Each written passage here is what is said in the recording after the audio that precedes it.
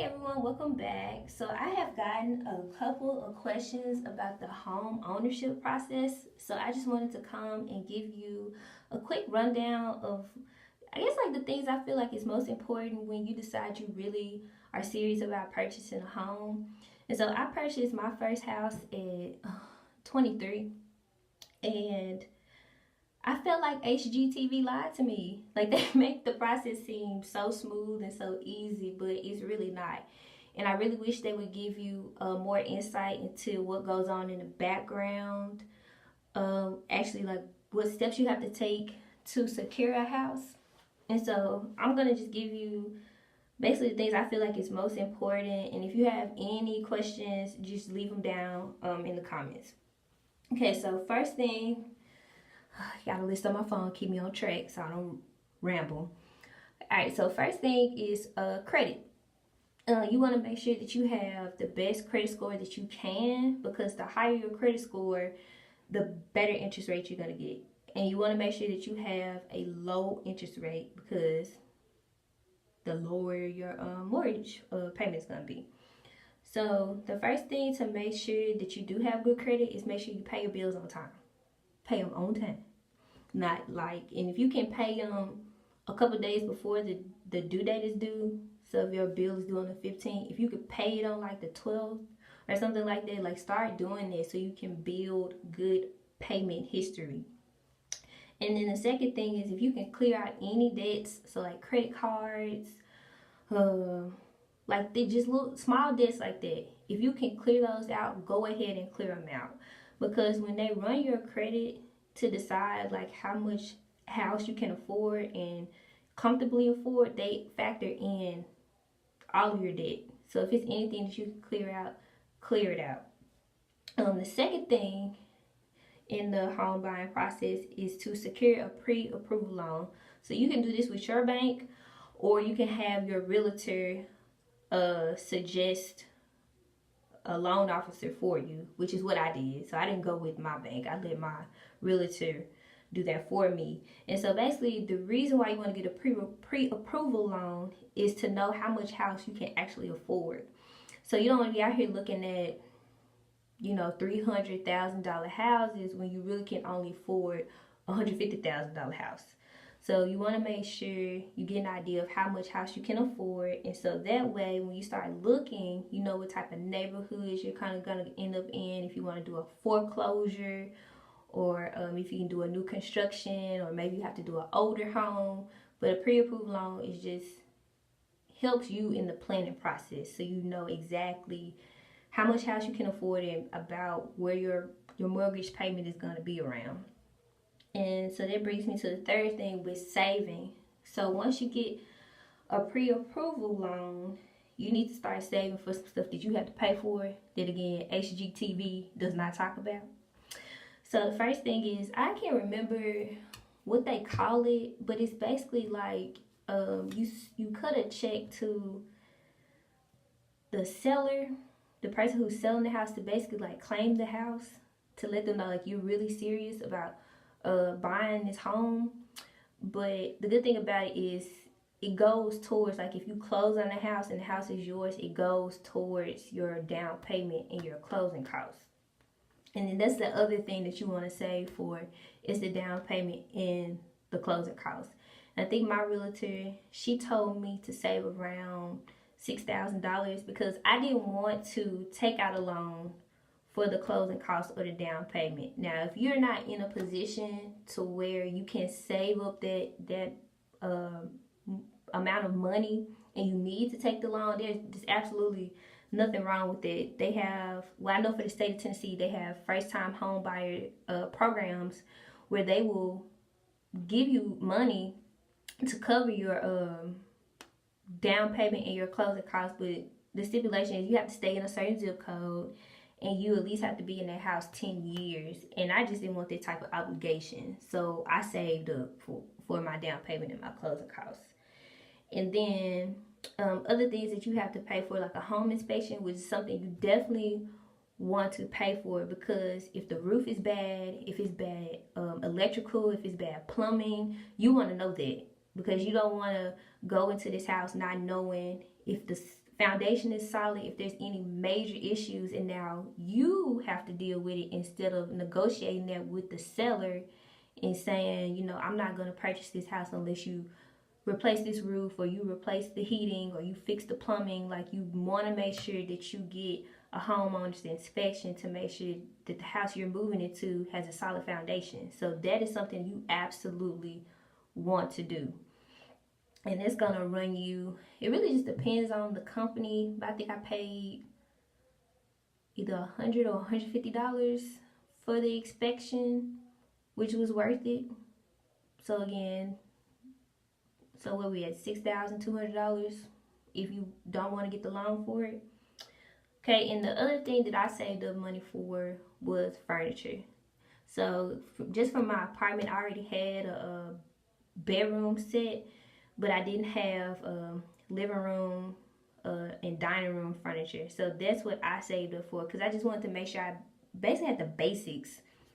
The basics when I moved into my house. I wasn't really concerned with, did I have the right decor, or, you know, pictures and all this stuff. I wasn't concerned about that. I just wanted the basic necessities. So I really saved up like $12,000.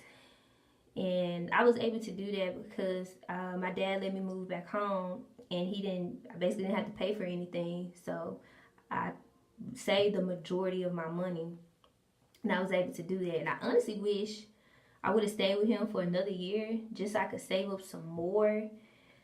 But that's another story. But anyway, say all that to just say save as much as you can, because it's going to help in the long run. So just save as much as you can, regardless if you take a loan out for everything or just for the house itself. Just save as much as you can for as long as you can.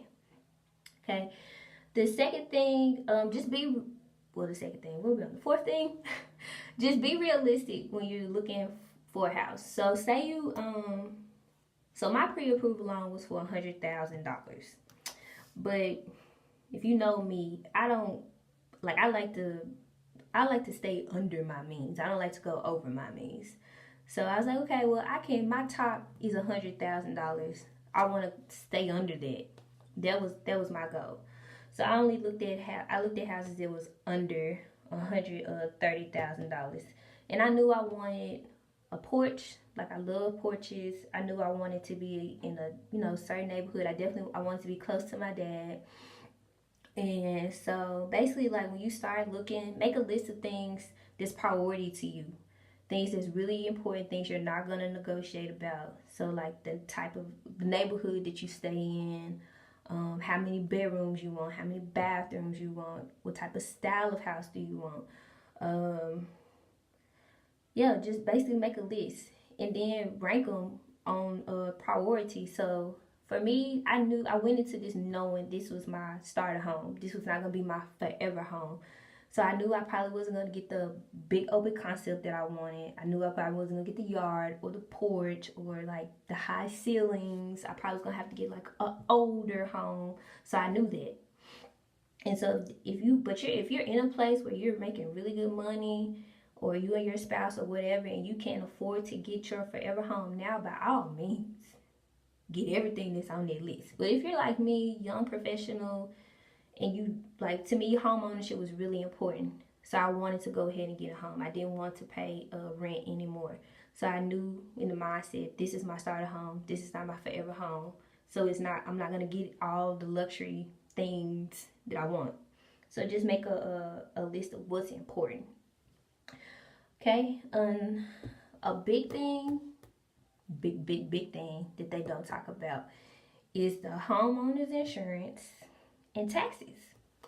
So when you get to the discussion about your mortgage, if your realtor does not ask, definitely tell them that you want your homeowner's insurance and you want your property taxes included in your mortgage. That way, you're just making one single payment every month instead of paying 3 different people.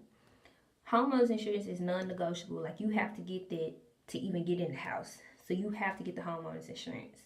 And then your taxes, you have to pay your property taxes. So it's just easier on you if it's already just included in one spot instead of having to, like I said, pay different people.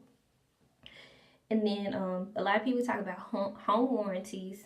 I did get a home warranty, but I didn't pay for it myself. That was something that I negotiated with the seller because I did pay my closing costs and my down payment. So that was something that I was able to negotiate with him.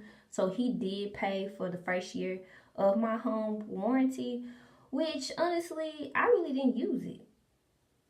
So it kind of was like a waste to me. But if you have an older home, I will say, like, that's up to you. I definitely think that's something you should discuss with the person who does your home inspection and your realtor, if the warranty is going to be something that's beneficial to you.